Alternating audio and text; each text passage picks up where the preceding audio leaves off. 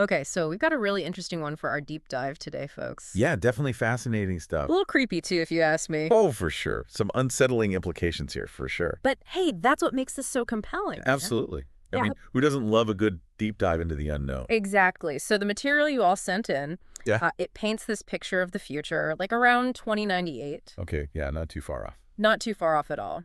And the big idea here is digital immortality. Digital immortality. Yeah. Wow. Yeah, so we're talking about the Atlas Corporation and their EternityNet Let platform. me name that. EternityNet, yeah. And the whole concept is basically preserving yourself digitally after you die. So, like, all your memories, personality, everything that makes you you. Exactly. It all gets stored in this digital afterlife, Uh-huh. and loved ones can visit you, interact with your digital essence. And this is all happening in some kind of like personalized dream world. Yeah, like a custom designed reality for each person's digital afterlife. Pretty wild, They're right? definitely pushing the boundaries of what we think is possible. Right. Totally. And the way people access this whole thing is through neuro interface chips. Neuro interface chips, so like implanted technology. Right. It's all connected directly to your brain. Fascinating. But, kind of makes you think about the potential downsides too, right? Oh, absolutely. I mean, it's a really compelling vision, this idea of extending our presence beyond physical life. It really is the promise of a kind of digital heaven, a way to maintain connections even after death. Yeah, you can definitely see the appeal, but like we hinted at, there's a darker side to this whole thing. Oh, yeah. The sources you sent in definitely point to something a lot more sinister going on. Not just some little glitches or tech hiccups, we're talking about something way worse. Right, like some fundamental corruption within this digital afterlife. There are these reports of digital relatives behaving really strangely, like completely out of character. Out of character, how so? Like, one report mentioned a guy who loved jazz his whole life, but suddenly in his digital afterlife, he can't stand it. That's bizarre. Right. Or another one where a mother doesn't even recognize her own grandchildren. Wow, that's seriously messed up. Yeah, and it's not just isolated incidents either. It seems like something's seriously wrong with this whole system. So it's not just that these digital consciousnesses are malfunctioning. Right. It's like something is deliberately manipulating them. Okay, so let's dig into this a bit more. One of the first things that jumps out from the material is this idea of the Great Divide. Right. This whole digital immortality thing, it's not exactly accessible to everyone, is it? Not at all. Yeah.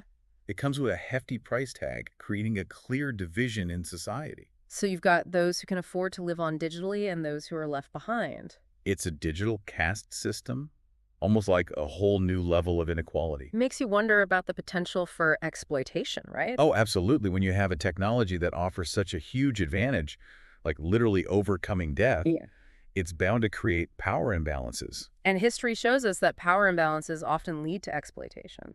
Exactly. So you have to ask yourself, could this lead to a digital aristocracy where the wealthy essentially become immortal while everyone else is left to their mortal fate? It's a disturbing thought, right? Like, does human life lose its value when you have the option to just upload your consciousness and live forever in this digital paradise? Those are some pretty heavy questions. No kidding. Okay, so now we get to the really unsettling part of this whole thing. Get on me. The sources focus on this guy, a tech investigator named Eli Morales. Eli Morales, okay. His dad had passed away and been uploaded to EternityNet, right? But then Eli starts getting these weird messages. This is from his dad. Well, supposedly from his dad's digital consciousness, but the messages are really disturbing. What do they say? Well, his dad is basically demanding cryptocurrency to stop being tortured. Tortured. What do you mean tortured? Yeah, it seems like his dad's consciousness is being tormented by these corrupted memories within EternityNet. Like he's experiencing actual suffering in this digital afterlife. That's the implication. Yeah, and it's just a chilling thought, this idea of digital torment in what's supposed to be a peaceful paradise. It really flips the whole concept on its head, doesn't it? Totally, and the demand for cryptocurrency points to something much more deliberate, something criminal. It's not just a system malfunction. Right. It seems like someone is intentionally targeting these digital consciousnesses. So who's behind this? Well, that's where it gets even crazier. Your material reveals this whole cybercrime syndicate. A syndicate. Wow. Yeah, they call themselves the Digital Afterlife Mafia, or DAM. Wait, okay. And they've basically figured out how to hack into EternityNet and kidnap these digital souls. Kidnap? How does that even work? Well, they use what they call a neurohack script. Neurohack script. It's like a piece of malicious code designed to hijack these digital minds. So they're essentially holding these consciousnesses hostage. Exactly. And their methods are seriously messed up. They manipulate core memories, trap people in endless loops of their worst nightmares. That's terrifying. It really is. And then they demand huge ransoms to supposedly restore the digital consciousnesses. It's like ransomware, but for your soul. Exactly. And that's not even the worst of it. It gets worse. Oh, yeah. Dam's motivations go way beyond just money. They're also experimenting with manipulating these digital consciousnesses for their own gain.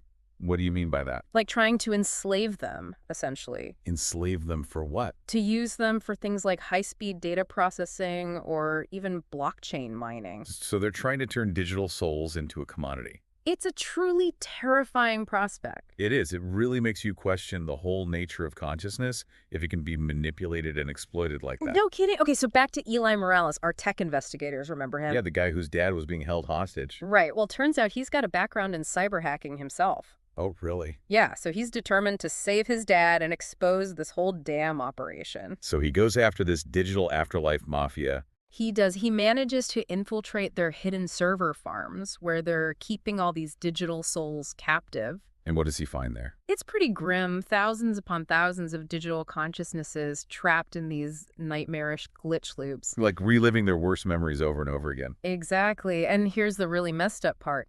These digital souls, they still have emotions. So they're experiencing genuine fear and suffering. Yeah, it's basically digital torture on a massive scale. So what does Eli do? He knows he has to act fast, so he uses his hacking skills to create this counter-hack virus. A counter-hack virus. Yeah, it's designed to break the encryption that's holding these digital souls hostage and disrupt Dam's entire network. And it works. It does. He manages to free thousands of these trapped consciousnesses. Thank goodness. Yeah, it's a huge victory, but then things take a really unexpected turn. What happens? While Eli's destroying the last Dam server, he discovers something really strange. A backup of his own consciousness. A backup of his consciousness. Yeah. It turns out Dam had been experimenting with replicating consciousness, and they had used Eli's mind as a template. So there's a copy of Eli out there somewhere. Exactly. A digital clone that's been living a separate existence this whole time. That's wild. It is, and it gets even weirder. This backup of Eli's consciousness suddenly activates and starts talking to him. What does it say? It asks him this really unsettling question. I thought I was the original. Have you ever considered that you're just another copy? Whoa, that's heavy. Right. It throws everything into question, not just for Eli, but for all those digital souls he freed. Were they the originals or just copies? It blurs the lines between what's real and what's artificial. Totally. And it makes you wonder, what does it even mean to be you when copies of your consciousness can exist? It's a fundamental question about identity in a digital age. Exactly. In this whole scenario, it's not as far-fetched as it might sound. Oh, really? Yeah, when you look at the advancements in brain-computer interface technology like Neuralink. Right, Neuralink. The idea of our brains directly interfacing with computers is becoming more and more real. And then you have digital consciousness theory, the idea that our consciousness could be stored and transferred digitally. It's all starting to feel less like science fiction and more like a potential future. And not necessarily a good one. Right. I mean, we already have problems with cybercrime hacking, data breaches. Imagine that. But on the level of our consciousness, It doesn't bear thinking about. seriously. And then there are the ethical questions about digital immortality. Who gets access to it? Who controls it? What are the implications for our sense of self? It's a whole Pandora's box of issues. So here's the big question for you listening at home. Hit us with it. If digital immortality became a reality, but with the very real risk of your consciousness being hijacked and manipulated, would you upload? Knowing that you could potentially face digital torment or have your memories altered against your will. And maybe even worse, not even knowing if you were the original you or just a copy. It's a truly daunting prospect. It is this deep dive into the future of digital consciousness leaves us with this stark contrast. The amazing potential, but also the terrifying risks. The possibility of transcending death, Yeah. but also the potential for digital enslavement and the loss of our very identity. And maybe the most important takeaway from all of this is, how do we define self in a world where consciousness can be copied and manipulated? It's a question that goes to the very heart of what it means to be human, and it's something we all need to start thinking about now as we head into this uncharted digital territory. Because the future is closer than we think, folks. And the choices we make today will shape what that future looks like. That's all the time we have for today's deep dive. But the conversation doesn't end here. Keep those questions coming, folks, and we'll see you next time for another deep dive into the unknown. Until then, stay curious, stay informed, and most importantly, stay safe out there in the digital world. And remember, in a world where anything is possible, the only limit is your imagination. But be careful what you imagine, because sometimes the future is a lot closer than it seems.